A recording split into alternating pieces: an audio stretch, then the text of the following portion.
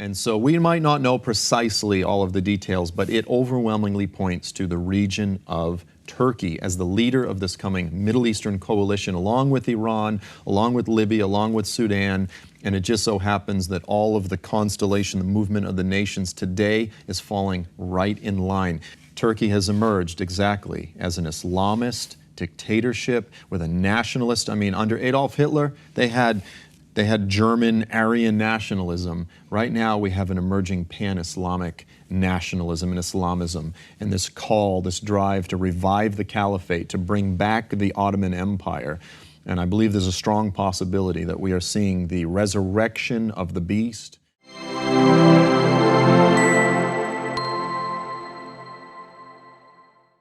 Let's talk a little bit about Turkey. You have your book, The Islamic Antichrist, in New York Times bestseller. This is something that is being read all over the world, and you are drawing on some of the things happening in Turkey as being a potential for this being the setup for the Antichrist and Antichrist. What's your position on that? So this book was initially written in 2003, 2004. Self-published it in 2005, 2006, then it was republished all the way back. So this is now 14 years ago. I state very clearly, at the time Turkey was looked at as a very secular, moderate nation, great ally of the United States. This is the model, the bridge between Europe and the Middle East. We want to replicate the Turkish model all throughout the Islamic world. They're leaning more secular, et cetera, et cetera. That's what was being said in the news back then. I said, right now, there's no reason to believe that Turkey is about to emerge as the leader of a Muslim empire, to emerge as an Islamist, nationalist entity. But that's exactly what the scriptures teach. I said, we have to go not with what's unfolding on the earth, but what the scriptures say. And how do the scriptures say that? Because, we have to look beyond the English in order to even say that. Yeah. So there are a handful of passages that we could look at. One of the biggies, of course, is Ezekiel 38:39. Now, what most people, again, the Hal Lindsey model, what they say is that Ezekiel 38:39, the battle of Gog, Magog, they go, that's a Russian-led Middle Eastern invasion of the Middle East. Now, you have a handful of names in this prophecy. It's Gog is the leader of the invasion, and he's from Magog, and he's the chief prince of Meshech and Tubal. Gomer, he's the head of Gomer to Gorma, Persia, Put, and Cush. Okay, so we've got this big list of these ancient names. How do we understand these names? There's two primary methods of interpreting them. One is you follow what I call the bloodline, lineage, migration, wild goose chase. You trace them down through history. You go, well, the Meshechians became these other, Magogians became the Scythians. They migrated around the Black Sea up into the Russian steppes, and then they mixed with the Scandinavians and they became the Russians, and so Russia, it's all about Russia. And this is what Hal Lindsey does, etc. The other method is you simply look at the names as they were understood by Ezekiel, by Ezekiel's immediate audience. How did the prophet understand these names? Where were they in his day? It's not about bloodlines so much as it is about geographic correlation. Persia is modern-day Iran. Cush is modern-day northern Sudan. Lud would be Lydia, or Put would be Libya. So I argue that we should go with one method or the other. If you want to do the lineage thing and you say, well, Magog becomes Russia, the problem is all of the names listed in Ezekiel's prophecy are Japheth. They're the children of Noah, the Japhethites. They're the white people, the Caucasians of the earth. So according to how they reckon ethnicity, I guess you and I would be considered Caucasians. We trickle down out of the Caucasus Mountains or something like this, however this works. Well, the bottom line is it's not just Russia. You go, for instance, Gomer. Who did Gomer become? Well, Gomer became the Gemari, became the Cimmerians, became the Gauls, became the Celts. When's the last time that you saw a book that says the coming Scottish-Irish invasion of Israel? All right, that's not very popular. But Russia, oh, that sells. So that's become very popular. I say forget this whole bloodline lineage thing, because you basically end up with the whole world. You end up with Australia, Canada, the coming Canadian invasion. No. It's talking about these peoples as they were understood by Ezekiel in his day, and it's pointing to Gog is from Magog, the chief prince of Meshech and Tubal. Every scholar, every Bible atlas that you open up will say that was Asia Minor, that was Turkey. That was Turkey. And so we might not know precisely all of the details, but it overwhelmingly points to the region of Turkey as the leader of this coming Middle Eastern coalition, along with Iran, along with Libya, along with Sudan. And it just so happens that all of the constellation, the movement of the nations today is falling right in line. And so since I wrote the book in 2004, again, the past 13, 14 years, Turkey has emerged exactly as an Islamist dictatorship with a nationalist. I mean, under Adolf Hitler, they had German Aryan nationalism. Right now, we have an emerging pan-Islamic nationalism and Islamism, and this call, this drive to revive the caliphate, to bring back the Ottoman Empire. And I believe there's a strong possibility that we are seeing the resurrection of the beast, of that seven-headed beast, that seventh head that suffered a fatal head wound in 1923, when this empire that existed for well over 500 years, arguably the Islamic Empire existed for 1,300 years, it was abolished. And the caliph, the leader of the Islamic world, was abolished. That office was abolished. I believe we're seeing it come back in our day. And the beast that suffered the fatal head wound may be coming back right in front of us. Yeah. And that beast is not a person. I mean, this is what they've tried to do in the Western world, making the beast a person rather than a nation or a political entity. Yeah. Yeah, I mean, to a degree, you know, the Antichrist is the leader, but the beast is really the empire. Sometimes it almost refers to the beast as, but it's kingdom. You know, it's sort of that telescoping. But yeah, and sometimes it's difficult to discern if it's zeroing in on the person or zeroing in on the empire. But I think at the very least, we should begin with the clear typology, which is that it's a kingdom.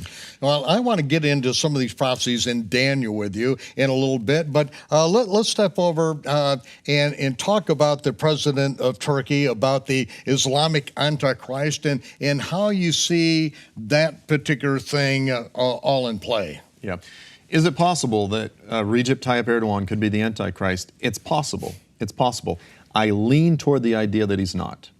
I lean toward the idea that he may be a very specific prophetic character, which is the prominent horn on the goat in Daniel 8. Now, this is pretty specific, but if Daniel 8, most people interpret Daniel 8 to be a historical prophecy.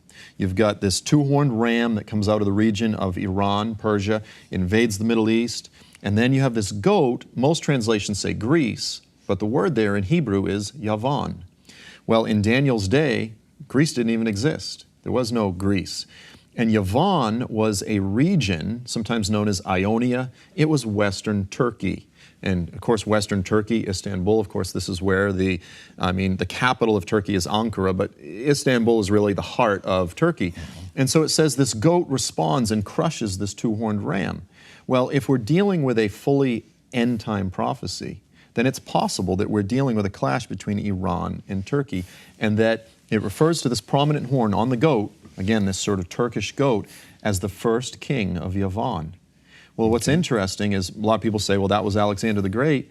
Alexander the Great was the 27th king of Macedonia, of Greece. He wasn't the first king, but Recep Tayyip Erdogan, since the referendum in Turkey, he has ensconced himself as the new sultan, the new caliph. Ever since the establishment of the Turkish Republic under Mustafa Kemal Ataturk, he is the most powerful leader to have emerged. He has set himself as the dictator, and if anything could describe him as the first king, it's quite possible that he could be that first king of Yavan, that after these couple wars, after he's killed, then it says, in his place 4 arise, and out of one of these 4 sections of this new Turkey comes the little horn, comes the Antichrist. And so if it's an end-time prophecy, we could have one of the clearest roadmaps to the coming forward of the Antichrist. Okay, well, let's talk about that. Let's as far as an end-time prophecy, let's go back in time to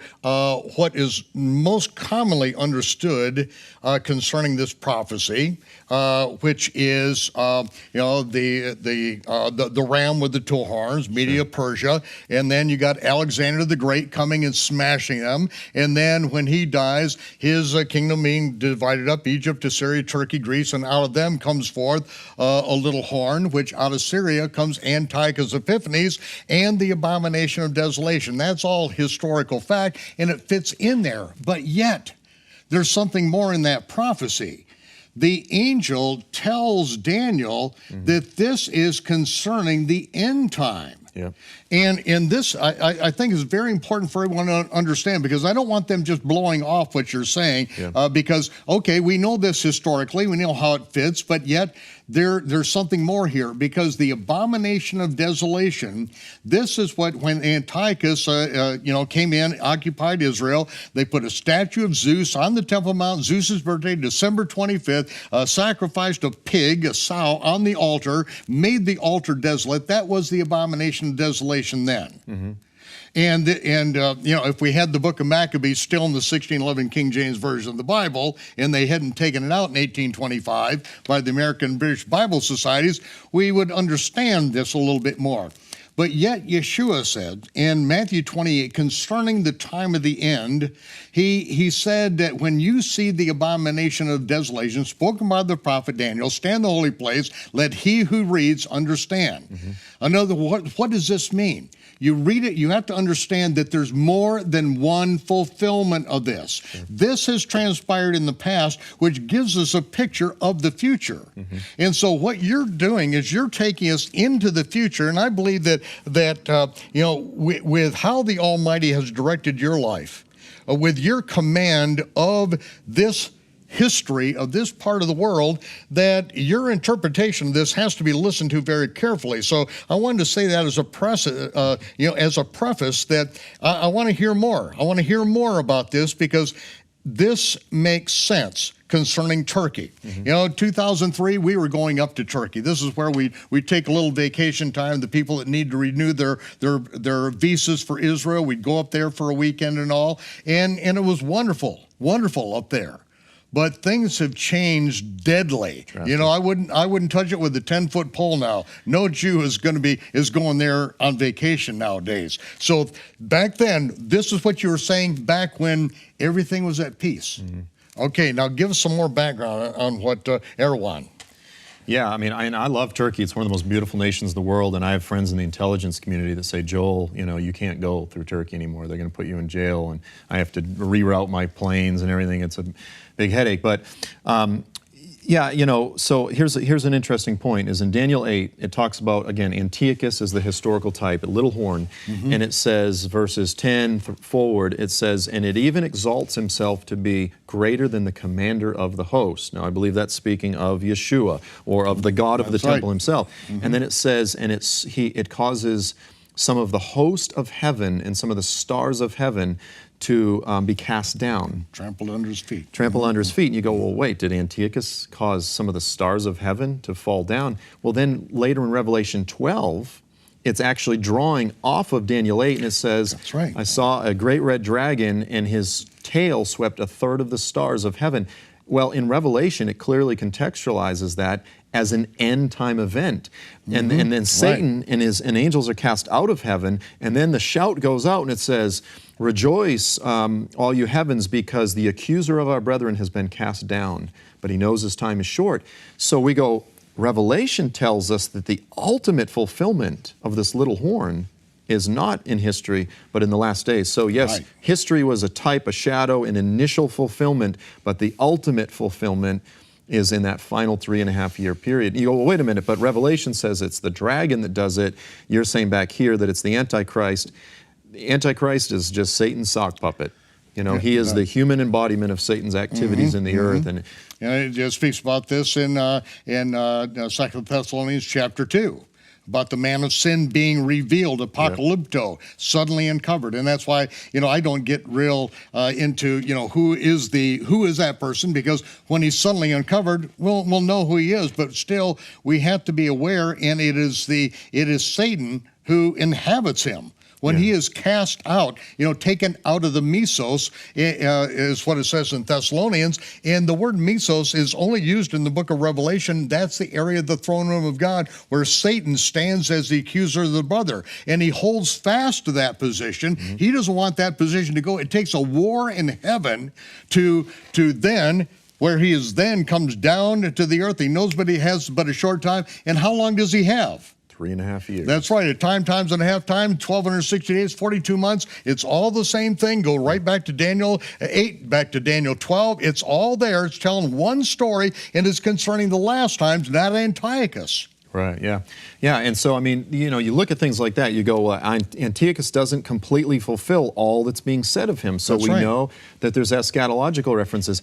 Interestingly enough, even this issue of the four horns, like you said, usually people say it's Lysimachus, Cassander, Ptolemy, and Seleucus. So, you know, Egypt, Assyria. But actually, there was actually a fifth. There was Antigonus. Antigonus almost, he came the closest to conquering all of Alexander's dominion.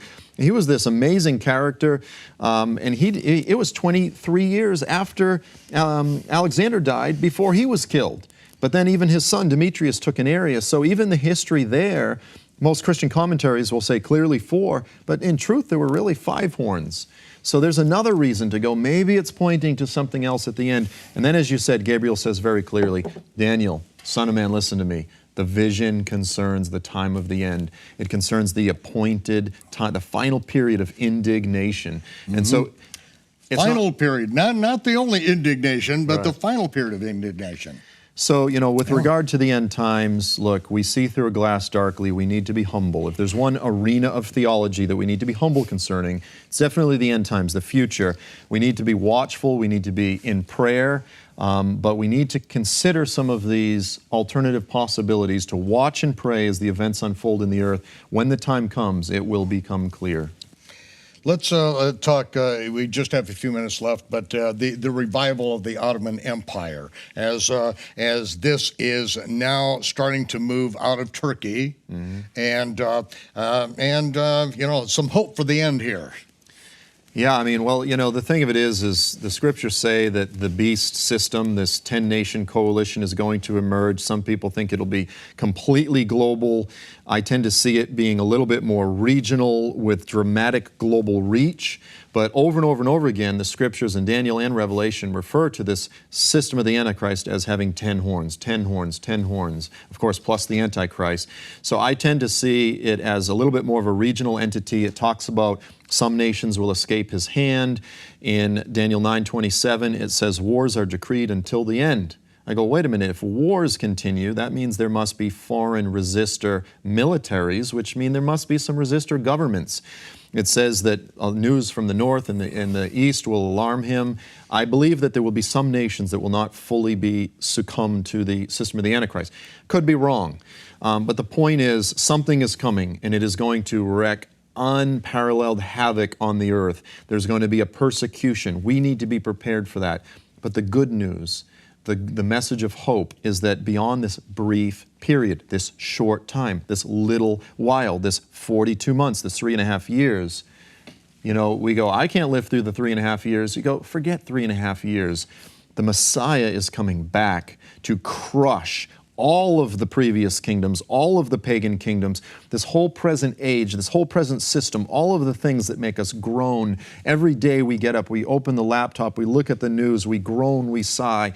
We see the corruption, the decay in our own nation. We see the abortion, we see the racism, the violence, this, that, all of the things that make us sigh. Those things are coming to an end. Those things are coming to an end. And Yeshua the Messiah is going to restore the throne of David from Jerusalem. The knowledge of God will cover the earth as the waters cover the sea, and we will go up to Jerusalem. No longer will we merely sing about Jesus or look at paintings. We will see him in the flesh with our eyes. We'll smell the divinely created recipe of incense. We'll smell the barbecue, the temple barbecue as the fragrances, and we'll hear the sound of those singing in the temple, singing the praises of the Messiah as he's on the throne. That day is coming, and we can rejoice. Sometimes it feels dark, it feels scary. We see what's unfolding in the earth. Lift up your head, lift up your eyes, the scriptures say, because your redemption draws near. That's what we need to fix our eyes on. That's biblical hope, and that's what I'm living for, and I know that's what you're living for as well. Amen. Amen. Well, that day is a little bit far off at this point, and we've got a job to do until then. Yes, we do. Everyone is, looking for the signs. What are the signs of the end?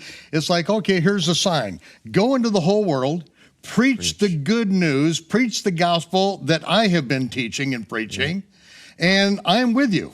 Yep. That's the sign. Yep. And until he comes back, until our rotted body, beheaded body is pulled out of the grave with a new body, or our mortal body puts on immortality, I think that's the most important sign, that we get out and do what he said to do, because we'll be rewarded for all of eternity for being faithful in doing what he said to do. Amen.